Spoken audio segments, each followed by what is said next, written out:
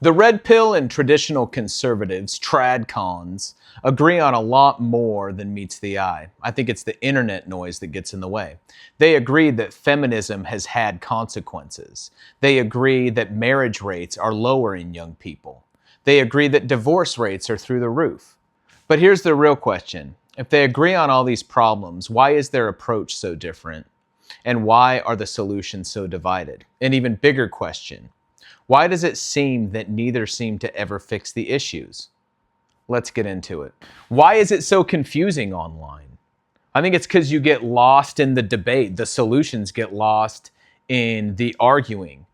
Algorithms reward outrage. And so more and more, it's the idea is to post the most crazy things that you can. And so there are a lot of statistics that are correct, and there are a lot of solutions that I think are correct, but they get lost in the quick clicks and the dopamine fix.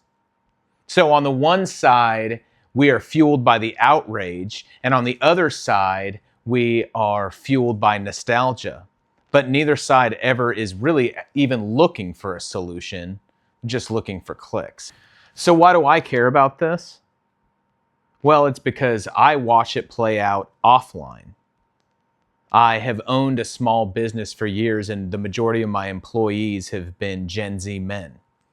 And so working closely with those guys, I've heard of them talk about the problems they had with dating apps and the current state of multiple women that they experienced on going out on some of these dates.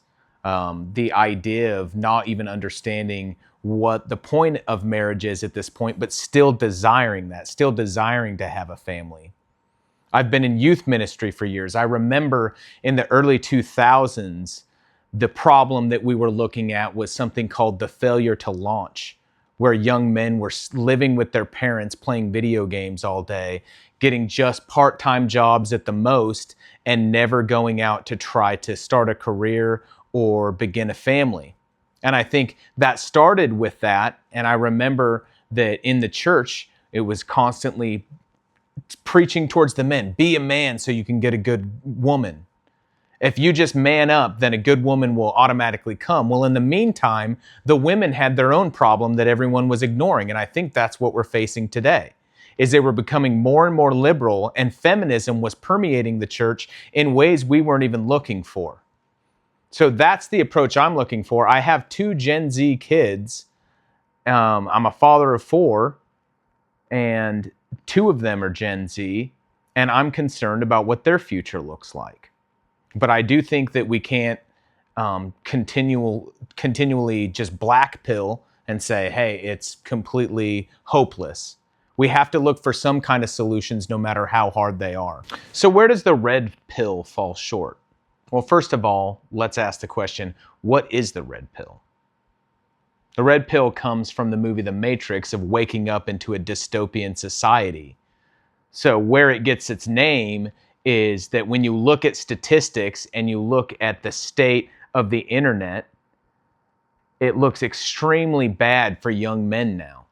It looks like marriage is over, that women are undateable, and that the best thing a young man can do is make money and die alone. But is that really the state it's in? I think they get some things right. Their diagnosis is correct. But the red pill is like morality without grounding.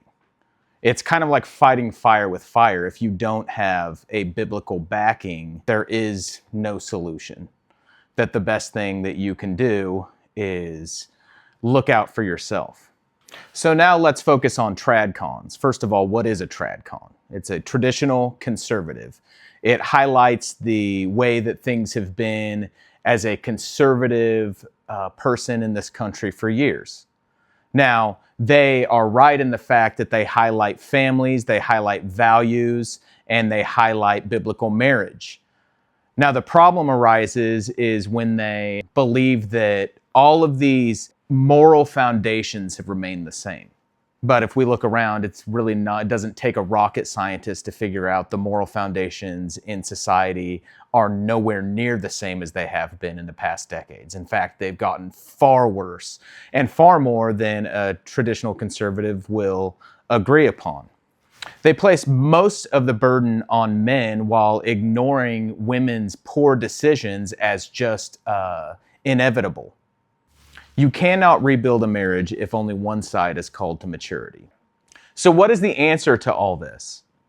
Real solutions don't come from power without purpose, and they don't come from morality without formation. It comes from telling the truth to both sexes. It comes from restoring adulthood in both sexes. Men must become capable of leadership, provision, and restraint. Women must become honest about incentives, mate selection, and the true cost of their autonomy. We can't blame women, but we can't leave them off the hook either.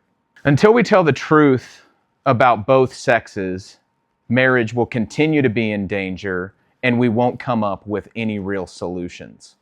Until sacrifice is embraced once again, which is found in the Christian gospel, I don't think our society has any hope on men and women being successful in long-term marriages and producing strong families. If you like this content, give me a like and a subscribe. Slap that bell. That's all I have for you for today. Thanks for your time.